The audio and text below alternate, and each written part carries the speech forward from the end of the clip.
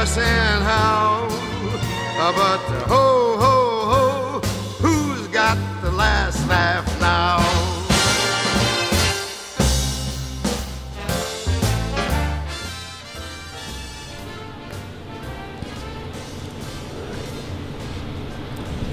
I am Ryely Laurence, and you are checking out The Life of Ryely, my weekly podcast here at www.borntokillcomedy.com, Facebook Born to Kill Comedy, YouTube Born to Kill Comedy, and always streaming live at Podomatic.com. You guessed it, Born to Kill Comedy. Folks, welcome to the show. I want to talk today, I'll call this one the Busta Rhymes incident. Time to time, when you live in Los Angeles, you bump into celebrities. You see famous people, you interact with them. It's like being in a safari park at times, where you want to keep your hands inside the car and not feed the animals. Sometimes they jump on the hood. Sometimes they paw at you. Sometimes they threaten you in the bathroom of Mel's Diner. Oh, yeah. Oh, yeah. The Busta Rhymes incident. Well, this was a few months back. It was the MTV Video Music Awards weekend, and Hollywood, my home, is swarming with celebrities from all over the world. Musical celebrities. Well, I was with a friend, my number one Elaine, as I'll refer to her, as I will refer to her, my number one Elaine. Like in Seinfeld had an Elaine, I have a few Elaines. This is my number one Elaine. And I was with her, and we went to Mel's Diner on a Saturday afternoon. It was a quiet, peaceful Saturday. We were sitting outside. We had some brunch. I believe I had the eggs Florentine, extra hollandaise sauce, and she had the tuna platter. That was a good lunch. Check out my podcast. I'll put a little click on it for diners. My podcast about diners. That's another issue altogether. My point is that we were sitting outside, and brunch turned into a couple glasses of wine while we were there. And a couple glasses turned into maybe a couple more, and we were relaxing and talking and sitting outside. And by the way, that's a great place for celebrity watching. One time, I was sitting there with some friends from New York, and Usher pedaled his bicycle by. Just pedaled the bicycle by. People were going crazy. As he was coming down Sunset, I mean, you could hear not people calling him out. A couple people did, but you could hear his fame that was like following him. Sometimes celebrities they have an aura about them, and he had that aura about him. It's amazing. I've also seen Mickey Rourke, probably my number one favorite actors right now. I get a lot of flack for that, but I love Mickey, and that's right across from Equinox Gym. By the way, I'll also put the gyms right here. You can click on my podcast about gyms. I used to belong to that Equinox.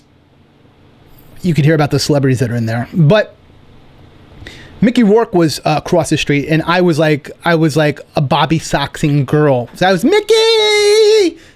I actually did that, Mickey, and he turned around and walked quickly away. Don't ever.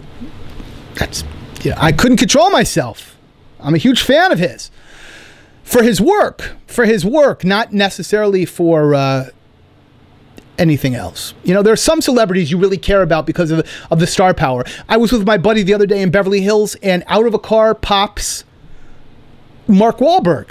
Now, I'm not a great big Mark Wahlberg fan. I like Mark Wahlberg. He's a very short man, though. Very petite short. Like almost like a dwarf. I mean, maybe 5'1", 5'2". Very tiny man. But he's got a lot of celebrity clout. Like, he's an A-lister for sure. He could snap his fingers and make me, Ryely Laurence, a celebrity, a credible. He could just do that, and do anything but grow 2 inches. So my point is, though, did I have a point? What was I talking about? Oh, Busta Rhymes. So anyway, we're having a couple glasses of wine. And I get up to use the men's room. Now, in the back of Mel's Diner, you walk through the entire diner, and in the back of the diner, there's a long banquette of tables where you could sit a party of 10 or 12 or whatever. And that's right around the corner from the restroom. Now, I'm walking completely up the aisle towards that banquette because I'm going to have to make a turn to use the restroom. And there is a table of 10 very large, gangster-looking guys. And in the center, like the Last Supper, is Busta Rhymes. Now, I'm amazed that it's Busta Rhymes. Like, it's not every day you would imagine to see Busta Rhymes. So I'm looking at him as I go, like, it's Busta Rhymes. And he's eating, and he stops, and he grills me as I walk by. And I think, wow, that was strange. Maybe that wasn't Busta Rhymes. Like, before I could even, I'm in the bathroom now for 2 seconds, and the door swings open, and it's like one of his goons, and pushes me up against the wall, and says, hey, Busta don't like being stared at when he's eating. And I was just like, and he's grilling me. Oh, what am I going to say? You know, first of all, I'm shocked.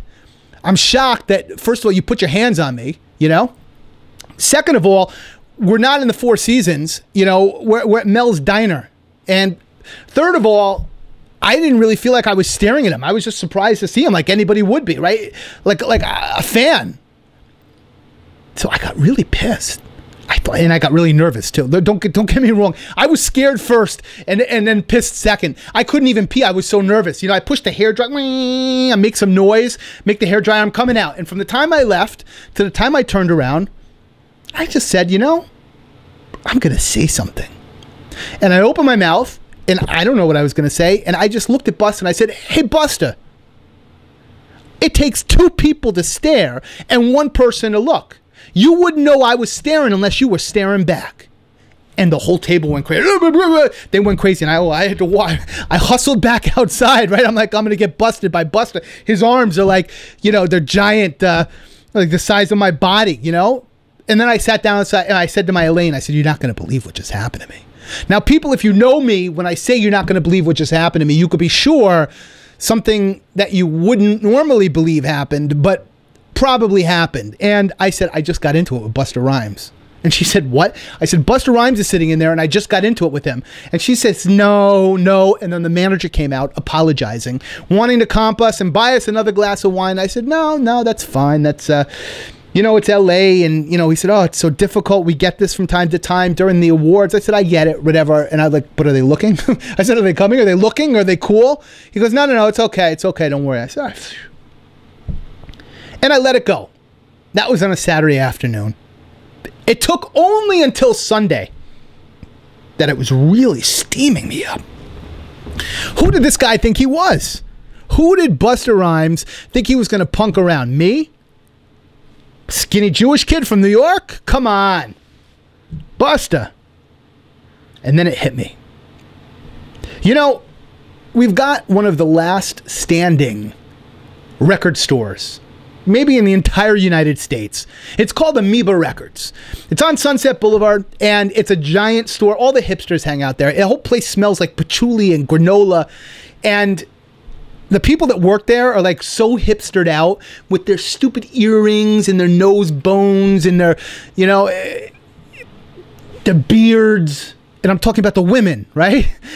You know, forget about the guys. And none of them, you can't tell the difference between the hipsters that shop there and the hipsters that work there. And they don't wear like a name tag or anything. That's too conformative, right? So you go up to some people and you're like, excuse me, do you work here? And they're like, oh, no, I don't work here. Do I look like I work here? I'm sorry. And then you go up to somebody else that looks just like that person. You go, do you work here? And they go, oh, of course I work here. Can't you tell by the way I look I work here? You know, it's just, oh, God, I want to burn that place down. I want to shower it with cologne and make them all wear Izod Lacoste shirts. Just, Anyway, I say to one of these people, where's your hip-hop section? And they point it out. And I go over to the hip-hop section. And I find my way to the B's for Busta Rhymes. And you know, the CDs come in a steel-proof case. You know, it's like a big plastic case, and there's actually a CD at the bottom of it. And then it's a loop, and you can carry it. And I found Busta section. And I put my arm, I took all of the CDs. Excuse me, where's your Christian rock section? Over there. I go over to the Christian rock section. Underneath the table, they've got the discount rack, and I put up all the Busta CDs down there. And you know what? That might not be the most spiritual thing for a person to do. Maybe the not most moral thing to do. But he did punk me around. I was physically accosted. I was insulted. And it made me feel better. And I did that probably 3 or 4 more times. A couple times a month I would go in there, and I just thought, you know, Busta, you'll get your MP3s, you'll get your Amazons, your iTunes, but somebody's going to call and say, Busta, we're not moving any units at Amoeba. What's going on? And then eventually they'll order more CDs. Some will have to be shipped back. And I'm just thinking, you know, you shouldn't have punked me around in the bathroom, Busta. Who's laughing now? Now, I know that's really small of me to do, but it made me feel better. It's just one of the things in my life, the strange days and peculiar times of one comedian as he lives in Hollywood. Until next time, my name is Ryely Laurence. Thank you for tuning in. This has been the Busta Rhymes Incident episode. I will see you next time.